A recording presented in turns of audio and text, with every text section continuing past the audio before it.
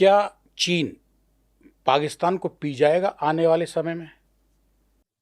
देखिए, चीन का तो ऑलरेडी पाकिस्तान पे पूरा कंट्रोल है। लेकिन अगर हम उस नज़रिए से देखें, क्या चीन पाकिस्तान पे फिजिकल तौर पे कब्जा करेगा? नहीं, चीन फिजिकल तौर पे कभी कब्जा नहीं करेगा पाकिस्तान पे, क्योंकि वो जानता है अगर वो फिजिकल तौर पे कब्जा करता भी है तो उसके लिए बहुत मुसीबतें खड़ी हो जाएंगी, क्योंकि पाकिस्तान की आवाम तो कभी चीन के नीचे फिजिकल मोड पे तो रहेगी नहीं। तो फिजिकल तौर पे तो कब्जा नहीं होगा चीन का पाकिस्तान पे, ये मैं श्योर हूं।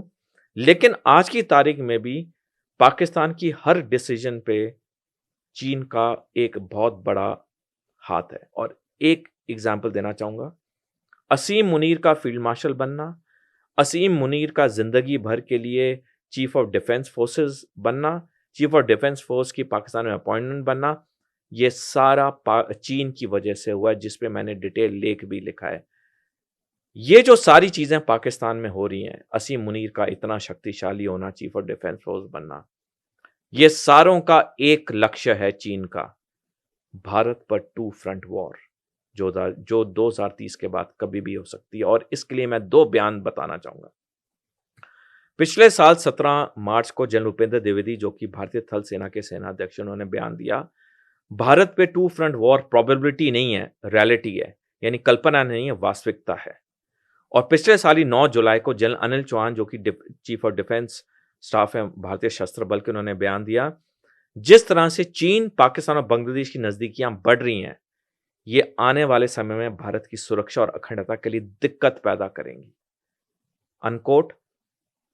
तो जो मैं कह रहा हूं कि 2030 के बाद ये हम पे टू फ्रंट वॉर तो पक्का है, 3.5 फ्रंट होना हो, लेकिन तैयारी हमें 3.5 फ्रंट के लिए करनी होगी। या बांग्लादेश के परिप्रेक्ष्य में कह रहे हैं? बिल्कुल। अगर चीन ताइवान पे की तरफ आंख उठा के देखता है तो अमेरिका कहां खड़ा होगा फिर? अमेरिका ताइवान की मदद के लिए बिल्कुल आगे नहीं आएगा। अमेरिका ने ताइवान एक प्लेट पे चीन को सौंप दिया है, और इसका मैं 2 मिनट चाहूंगा इसका एक्सप्लेन करने के लिए। देखिए, चीन ताइवान पे हमला तो 5 साल पहले भी कर सकता था, उसकी तैयारी तो है। लेकिन चीन को ताइवान पे हमला करने के लिए क्या चीज रोक रही थी? वो था चीन में डर कि अगर उसने ताइवान पे हमला किया और भारत ने उसके पश्चिमी मोर्चे को खोल दिया, जो हमारा ईस्टर्न बॉर्डर है, चीन का वेस्टर्न बॉर्डर है, अगर हमने उसके वेस्टर्न फ्रंट को खोल दिया तो चीन टू फ्रंट वॉर नहीं जीत सकता। बल्कि 29 जुलाई 2023 को जनरल एम नरावने, जो कि भारतीय थल सेना के 28वें सेनाध्यक्ष हैं, उन्होंने द प्रिंट में लेख लिखा है, जहां पे उन्होंने साफ शब्दों में लिखा है, तथ्यों के साथ बताया है कि मॉडर्न जमाने में कोई भी देश टू फ्रंट वॉर नहीं जीता है। तो चीन के लिए सबसे दिक्कत की बात थी अगर भारत, क्योंकि जब तक डोनाल्ड ट्रंप राष्ट्रपति दूसरी बार नहीं बने थे पिछले साल 20 जनवरी तक, तब तक अमेरिका और भारत के अटूट रिश्ते थे। चीन को यह डर था कि ताइवान पे हमला अगर वो करता है और भारत पश्चिमी मोर्चा खोल देता है तो चीन तो बिल्कुल हार जाएगा। लेकिन जब डोनाल्ड ट्रंप राष्ट्रपति बने दूसरी बारी पिछले साल 20 जनवरी को, और जिस तरह से उन्होंने चीन के खिलाफ कोई बड़े कदम नहीं लिए, बल्कि उन्होंने जो अमेरिका की नेशनल सिक्योरिटी स्ट्रेटेजी है 2025 की, जो पिछले साल 4 दिसंबर को सार्वजनिक हुई, उसमें साफ लिखा है अमेरिका का दुश्मन ना रूस है ना चीन है, सबके तीनों के अपने स्फीयर और इन्फ्लुएंस हैं।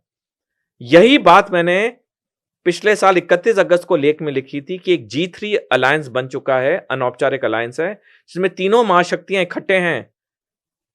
तो चीन का ताइवान पे हमला अमेरिका में डोनाल्ड ट्रंप आने के बाद बहुत आसान हो गया, क्योंकि जिस तरह से अमेरिका ने भारत से पूरा समर्थन वापस ले लिया है, अब भारत तो कभी चीन पे हमला करेगा नहीं जब चीन ताइवान पे हमला करेगा, क्यों हमें अमेरिका का बिल्कुल सपोर्ट नहीं है उस चीज में।